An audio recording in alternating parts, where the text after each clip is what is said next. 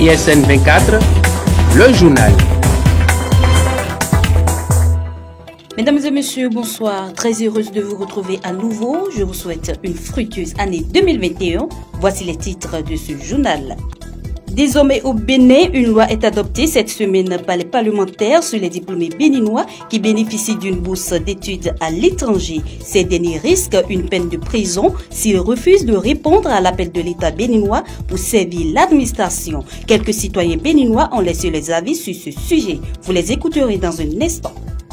Et puis au Bénin, l'équipe de l'Agence nationale de la sécurité des systèmes d'information et l'Office central de répression de la cybercriminalité a arrêté un internaute béninois pour des publications pédophiles sur Facebook. Détail à suivre dans cette édition. Enfin, la police vient de neutraliser un braqueur qui tentait une opération avec un de ses collègues à la plage de Togbe. Ce dernier a été abattu par les éléments du commissariat de Godomé. À nouveau, bonsoir. Le Bénin s'est fait remarquer sur le marché de l'UEMOA par le respect de ses engagements financiers en 2020. Et déjà, le Trésor public béninois sollicite son premier emprunt obligataire de cette année 2021. Les détails avec Smarel Lorenda Aïe. Le Trésor public béninois va solliciter son premier emprunt de l'année 2021 sur le marché financier de l'UEMOA titre le jeudi 7 janvier 2021. Le montant recherché s'élève à 115 milliards de francs CFA. Le Bénin se fait ainsi remarquer sur le marché de l'UEMOA par le respect de ses engagements financiers. Durant déjà toute l'année 2020, le Bénin était resté très actif sur ce marché financier de la sous-région. Et c'est dans cette dynamique qu'il s'inscrit avec ce tout nouveau emprunt obligataire de l'année 2021. Il faut noter que les taux d'intérêt sont de 5,90% l'an pour la maturité de 3 ans et de 6,0% l'an pour la maturité de 5 ans. La valeur nominale unitaire est de 10 000 francs CFA. De plus en plus de femmes ont du mal à se marier. Ce phénomène est visible du fait qu'elles sont souvent, pour la plupart, chez leurs parents ou seules en appartement et pire des mères célibataires. Tout ceci du fait qu'elles disent qu'il n'y a plus de bons hommes pour être de bons maris de nos jours. Nous avons recueilli les avis de quelques-unes à ce sujet à travers ce élément. C'est un peu difficile de nos jours parce que aujourd'hui maintenant, presque la majorité des hommes maintenant là, ils ne veulent plus dépenser sur les femmes. Et la majorité aussi des filles, elles sont des matérialistes. Maintenant, pour trouver de bons maris, ça dépend de la femme. Parce que si tu es une femme, toi-même tu travailles déjà, tu es autonome, tu es indépendante. Bon, l'homme qui va venir vers toi, lui aussi, avant de s'approcher de toi, il va bien réfléchir d'abord. Il va bien réfléchir et bon, c'est que il est obligé. En ce moment, si toi-même tu travailles déjà et tu te occupes déjà de toi-même, même s'il a l'intention de faire du désordre avec toi, il est obligé de te respecter et de te prendre au sérieux. Aujourd'hui, on voit qu'il y a beaucoup de problèmes, souvent en relation. Donc, en tant que copine ou soit partenaire, femme, on ne peut pas rester tranquille et attendre l'homme toutefois. Parce que si tu l'attends tous les jours, là, il sera fatigué. L'homme aussi a ses problèmes. Toi aussi, tu as tes problèmes aussi à toi. Donc, il faut se soutenir. Si l'homme fait un peu, toi aussi tu fais un peu. Et là, ça va avancer. Mais si l'homme seul est capable de faire tout là, il ne pourra pas soutenir. Il y aura chaque fois de problèmes entre vous les deux. Et rien ne peut marcher comme ça. Il n'y a que des frivoles. Ceux qui veulent, on dit, souvent il y a un dialogue qu'on dit maintenant, il n'y a plus des médas. Il y a des médos. Et quand tu fais l'erreur de tomber enceinte et tu rentres dans la chambre là, ah, c'est l'enfer. Hein. C'est l'enfer sur terre qu'on vit. Donc, je préfère que la femme se calme et son boulot. Parce que quand tu as un dit et que le mari fait sortir, même si c'est un goudja, et que tu fais sortir aussi là, quand il parle là, toi-même tu parles. Avant de parler même là, il va réfléchir. Mais quand tu n'as rien, que le sel c'est lui, l'allumette c'est lui là. Là, il peut tout dire, il peut te prendre comme ses pieds, tout ce qu'il veut. Le premier mari de la femme là, c'est son travail. C'est tout ce qu'il y a d'important. Après ça, là, tu peux ne pas te marier, non? Il y a des femmes qui ne sont pas mariées et qui vivent à l'aise, non? Pourquoi il faut pas... Moi, j'ai là une devise, là. Si tu ne trouves pas d'homme parfait, là, faire un enfant, là, c'est plus difficile de nos jours maintenant, non? Si c'est à cause d'un enfant que tu veux te marier, faire un enfant, c'est plus difficile, non? Tu peux avoir ton enfant, être célibataire, avoir tout. Là, tu es simple, non? Aïe, c'est pas forcé, un mariage, c'est pas forcé. Il faut laisser à faire.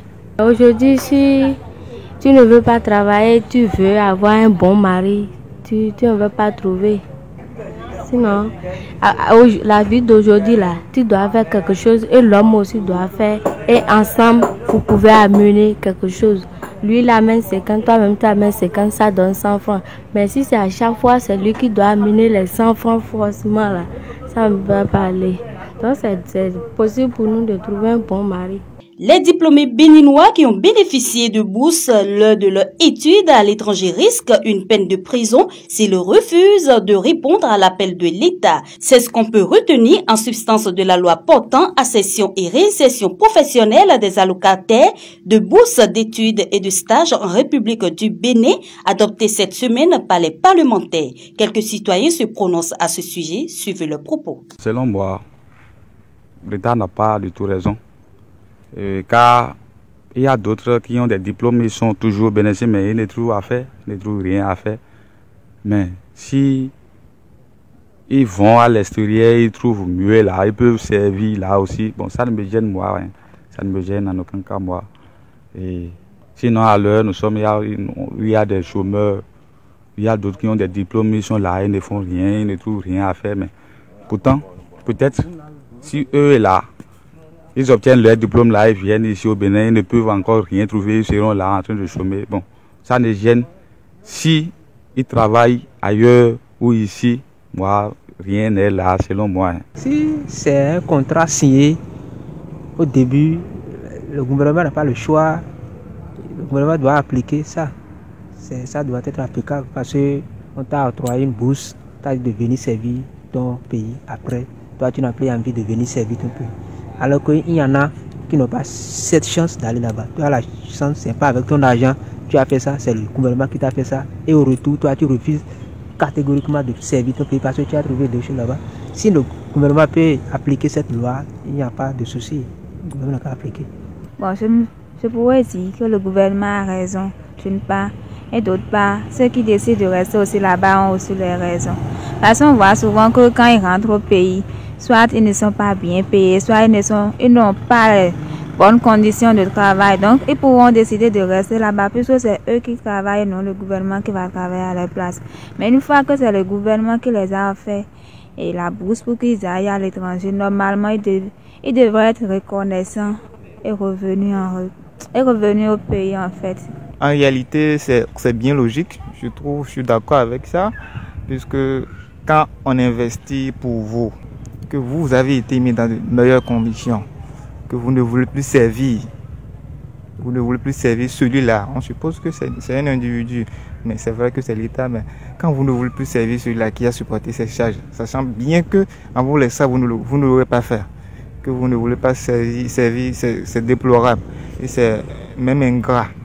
Et c'est pas citoyen. Mais je pense aussi que ça relève également de la responsabilité de l'État, puisque l'État qui envoie ses étudiants de là-bas savent très bien comment ça se passe là-bas dans les conditions dans lesquelles les travailleurs de là-bas sont.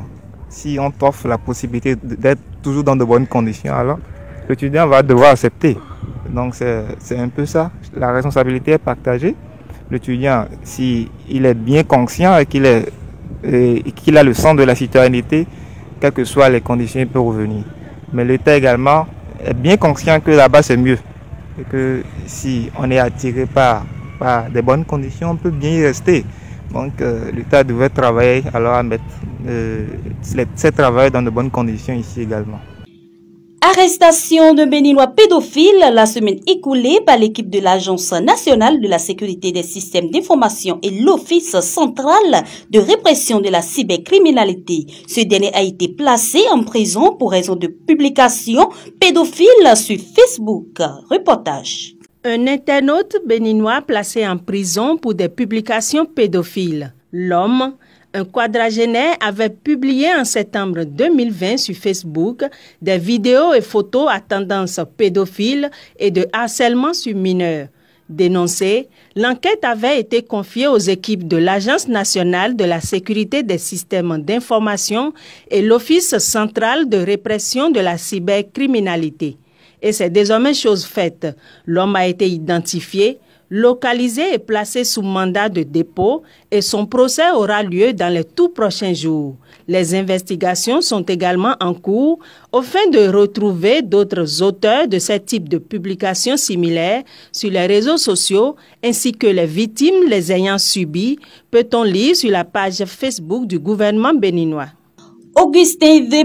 Braqueur incontestable neutralisé hier lundi 4 janvier 2021 à la plage de Togbe. L'individu a été abattu par les éléments du commissariat de Godomé pour avoir sorti un pistolet artisanal. Reportage. Un présumé braqueur neutralisé à la plage de Togben par les éléments du commissariat de Godomé. Augustin V. C'est de lui qu'il s'agit.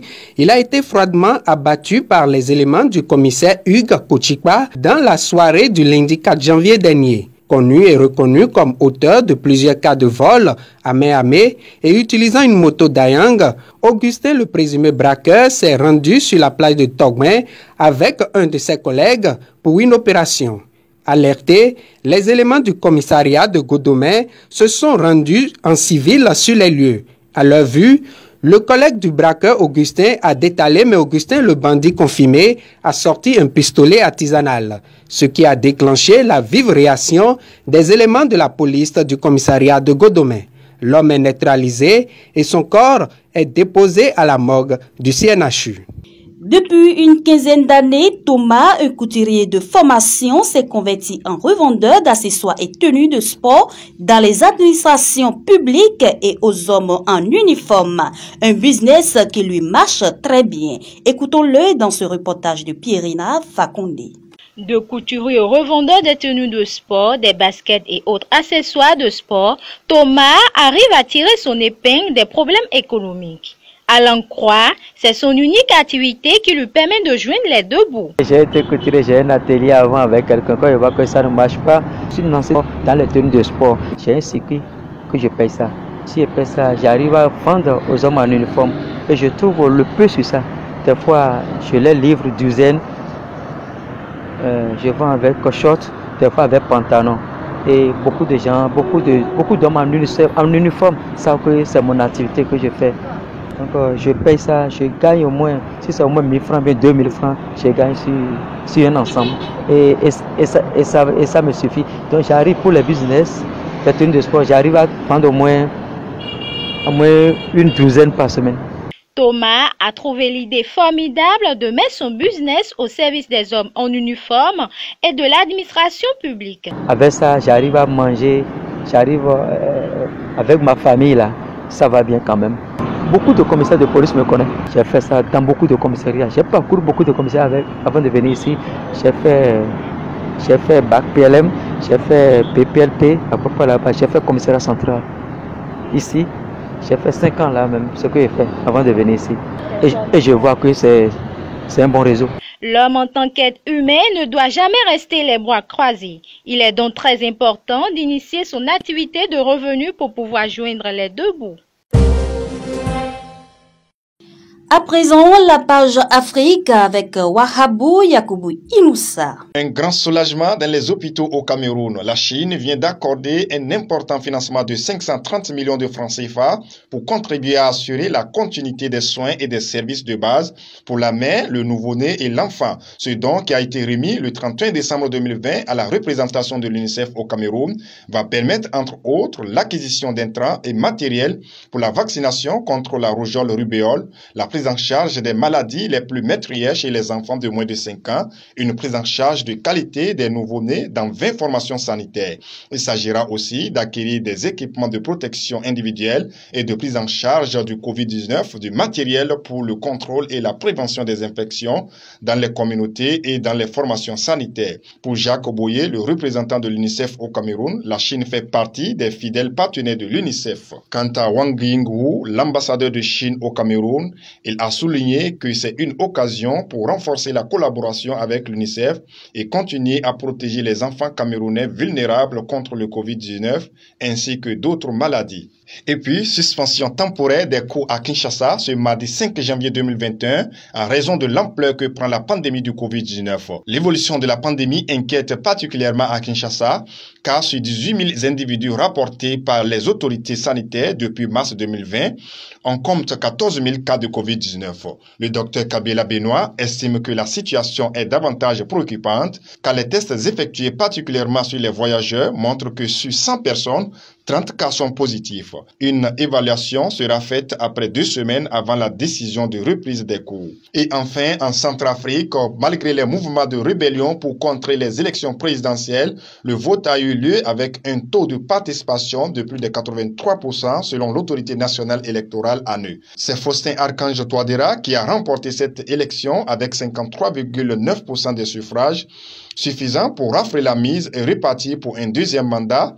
À noter que ces résultats doivent encore être validés officiellement par la Cour constitutionnelle après l'éventuel recours. Mais avant même l'annonce de l'année, une partie des opposants au chef de l'État avait déjà annoncé ne pas vouloir reconnaître les résultats. Ces rebelles continuent de frapper le pays et comptent ne pas laisser l'actuel président de Centrafrique bien gérer le pays. Les combats se poursuivent et ont déjà fait 5 morts du camp des rebelles et plusieurs blessés au niveau de la population selon la MINUSCA, la mission de l'ONU dans le pays. Des accusations dénoncent l'ex-président François Bozizé d'être à la tête de ces rébellions. Le milliardaire chinois Jack Ma, fondateur des groupes Alibaba et Ant, est porté disparu selon Yahoo Finance. L'homme d'affaires de 56 ans n'a pas été vu depuis plus de 2 mois d'après les médias. En novembre, la Chine a introduit une série de nouvelles réglementations mettant un terme à l'introduction en bourse de la société FinTech de Jack Ma, Ant Group. Tout cela après une critique de ce dernier envers le système financier chinois qu'il a jugé de vieillissant. Et c'est la fin de ce 19h. Merci de votre fidélité à ce journal. Merci à toute l'équipe technique. À la présentation, Martine Dimane. Très bonne soirée à vous.